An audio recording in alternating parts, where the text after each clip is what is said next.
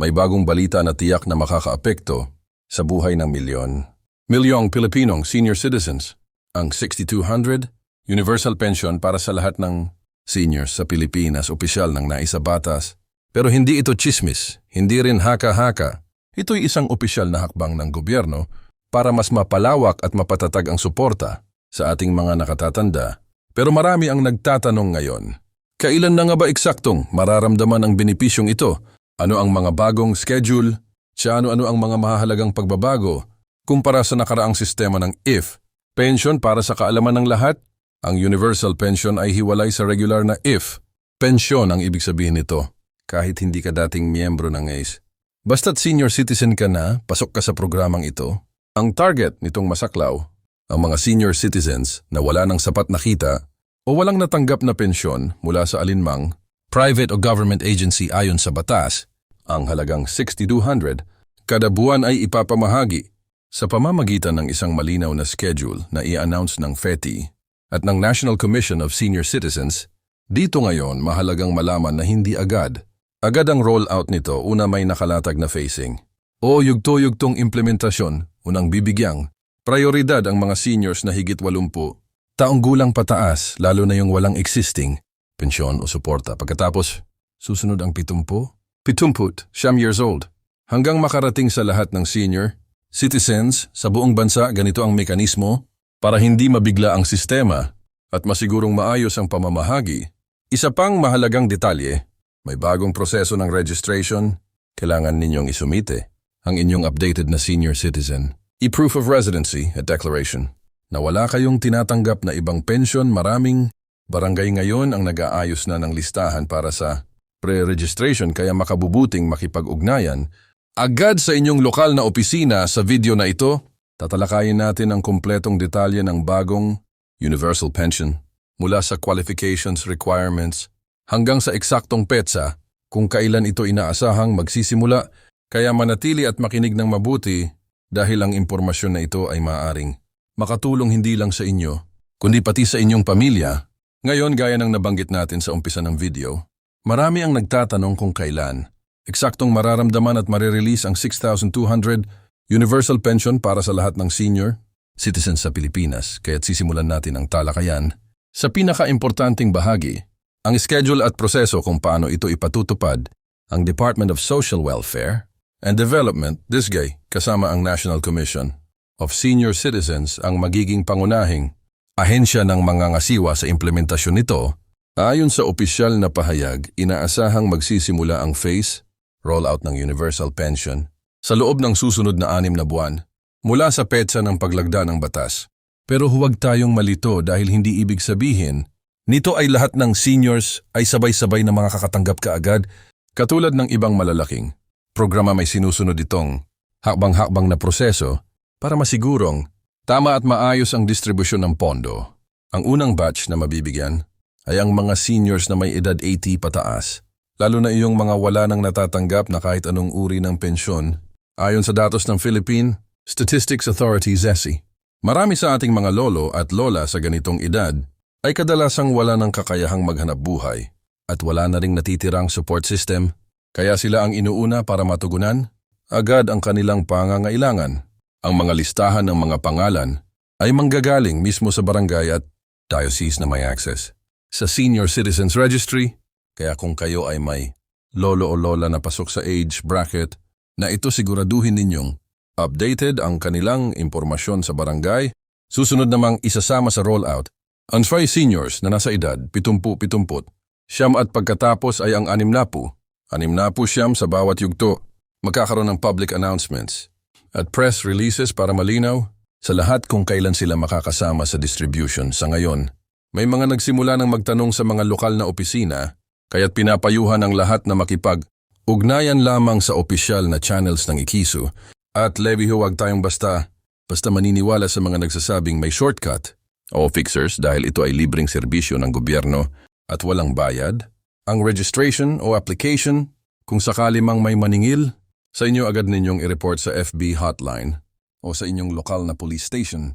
Ngayon, tungkol naman sa requirements, mahalaga ring maintindihan ng lahat na hindi na pareho ng dating is pension system ang mga hinihingi.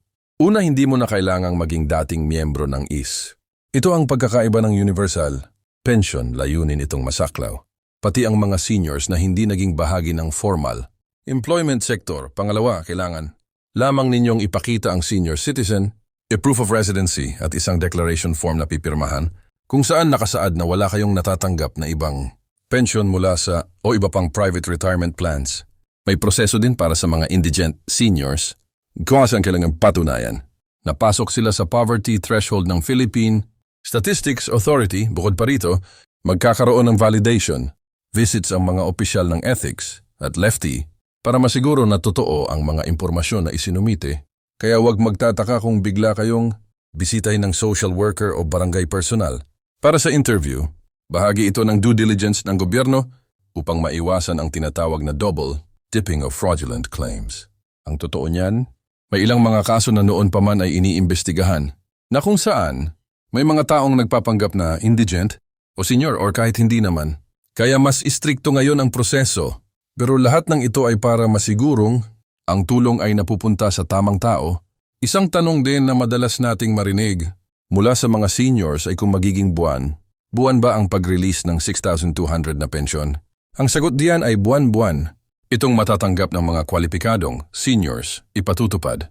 Ito sa pamamagitan ng direct cash transfer sa mga bank account na nakarehistro sa programa. Para sa mga walang bank account, magkakaroon ng disbursement centers sa bawat munisipyo o lungsod kung saan personal na ipapamahagi ang pensyon. May mga pag-uusap din na i-integrate ito sa existing na cash card systems ng government banks gaya ng Land Bank at VVHS para mas madali at ligtas ang pagkuha ng pensyon. Kaya kung wala pa kayong bank account, mainam na magbukas na kayo habang maaga pa para hindi na kayo mahirapan. Pagdating ng araw na magsimula na ang distribution, may ilan ding nagtatanong kung pwede ba itong ipamana o i-transfer kung sakali mang pumanaw na ang senior citizen. Dito dapat malinaw, ang universal pension ay strictly for living senior citizens lamang. Kapag ang beneficiary ay pumanaw na, automatikong ititigil ang pagbibigay ng pensyon. Kaya bahagi rin ng sistema ang regular updating ng status ng mga nakatala upang maiwasan ang tinatawag na ghost pensioners. Sa katunayan, may mga local monitoring team na bubuuin sa bawat barangay para rito. Kaya mahalaga na laging updated ang records ng bawat senior citizen sa kanilang lokal na opisina. Isa pang aspeto na dapat pagtuunan ng pansin ay ang epekto nito sa kabuuang sistema ng social welfare sa bansa. Ang 6,200 kada buwan na universal pensyon ay malaking hakbang, hindi lamang sa pagtulong sa mga nakatatanda, kundi pati na rin sa pagbibigay ng dignidad sa kanilang huling mga taon. Ayon sa pag-aaral ng World Bank at ng ilang local think tanks, ang pagkakaroon ng universal pension system ay nakakatulong sa pagpapababa ng poverty incidence sa elderly population sa Pilipinas. Halos 16% ng mga senior citizens ay nananatiling below the poverty line. Sa tulong ng bagong batas na ito, inaasahang bababa ang bilang na ito ng mahigit kalahati sa loob ng 5 taon. Ngunit siyempre, hindi mawawala ang mga agam-agam. Mula sa ilan nating kababayan, may mga nagtatanong kung saan kukunin ang pondo para sa programang ito. Ayon sa Department of Finance, ang initial funding para sa universal pension ay manggagaling sa relocated budgets ng ilang government agencies kasama na ang sinasabing unused funds o savings ng iba't ibang opisina. Bukod dito, may bahagi rin na kukunin mula sa sin tax, collections at iba pang excise taxes. May nakalaan ding yearly allocation sa General Appropriations Act. GView pang masigurong tuloy. Tuloy ang programa kahit magpalit-palit man ng administrasyon. Ngayon lumalabas din ang tanong kung ano ang mangyayari sa mga kasalukuyang tumatanggap ng IF pension. Ayon sa malinaw na guidelines, kung kayo ay already receiving pension mula sa SIS o iba pang private plans na umaabot sa minimum threshold, hindi na kayo kwalipikado sa universal pension. Ang layunin kasi nito ay tulungan ang mga wala talagang natatanggap, gayunpaman para sa mga may parsyal o maliit lamang na natatanggap na pensyon. May isinasagawang pag-aaral kung paano sila pwedeng isama sa programa bilang supplemental income. Wala pa itong final guidelines.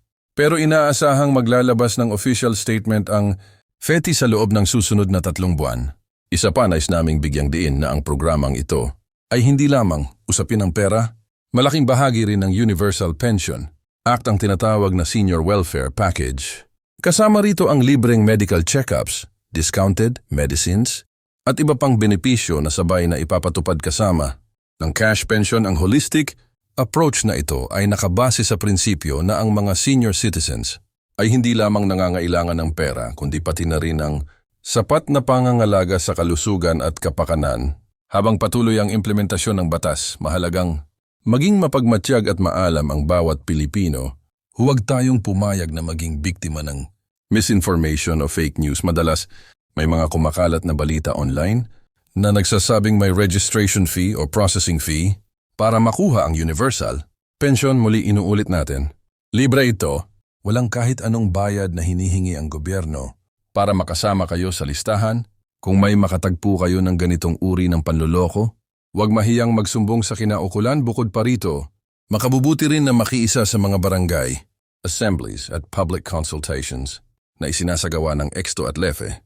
Dito idinadaan ang mga updates at paglilinaw ukol sa proseso. Karaniwan nag-a-announce sila sa lokal na Radio Z at social media pages ng mga date. Kung wala kayong access sa internet, makiusap na lamang sa inyong anak, apo o kapitbahay na i-check ang official Facebook pages ng mga ahensyang ito para sa mga latest updates habang pinaplansya pa ang huling detalye ng batas. Marami na ring mga senior citizens ang nag-express ng kanilang pasasalamat. Sa totoo lang, matagal lang hinihintay ng marami ang ganitong uri ng tulong mula sa gobyerno. Marami sa ating mga lolo at lola ang umaasa lamang sa tulong ng kanilang mga anak o apo. At kung minsan pa nga ay walang-wala na talagang inaasahang suporta sa tulong ng universal pension kahit papaano. Nagkakaroon sila ng tiyak na panggastos para sa pagkain, gamot at iba pang pangunahing pangangailangan. Isang bagay na dapat bigyang diin din ay ang pagbuo ng feedback system para sa mga beneficiaries. Ayon sa TKC, magkakaroon ng hotlines at helpdesk sa bawat digisi para sa mga katanungan o reklamo ukol sa programang ito. Kung sakaling may delays o error sa pag-release ng pensyon, agad ninyong maiulat ito at mabibigyan ng solusyon. Layunin ng pamahalaan na gawing mas mabilis at epektibo ang proseso kumpara sa ibang social programs ng nakaraan. Sa kabuuan ng 6200 Universal Pension para sa lahat ng senior citizens ay isang hakbang patungo sa mas makatao at inklusibong lipunan. Hindi man agad-agad maramdaman ng lahat, pero sa tamang panahon at tamang proseso, lahat ng kwalipikadong seniors ay makikinabang dito. Ang importante na ngayon ay maging handa tayo. Siguraduhin nating updated ang ating records. Iwasan ang paniniwala sa mga fake news. Laging kumonsulta sa opisyal na channels ng EPSO at LEVI kung ikaw man ay senior citizen na umay mahal sa buhay na pasok sa programa. Sana ay naliwanagan ka sa ating talakayan ngayong araw, pero hindi biro ang pagkakaroon ng ganitong benepisyo at malaking bagay ito para sa maraming pamilya sa Pilipinas. Kaya huwag sayangin ang pagkakataon. Sundan ang tamang proseso at sa tamang panahon. Mararamdaman natin ang bunga ng batas na ito sa susunod nating video. Pag-uusapan naman natin ang iba pang social pension programs na available sa Pilipinas, pati na rin ang mga bagong healthcare benefits na kaakibat ng Universal Pension Act. Kaya kung hindi pa kayo nakasubscribe sa channel na ito, huwag kalimutang i-click ang subscribe button at ang notification bell para lagi kayong updated. Maraming salamat sa panonood at ingat po tayong lahat.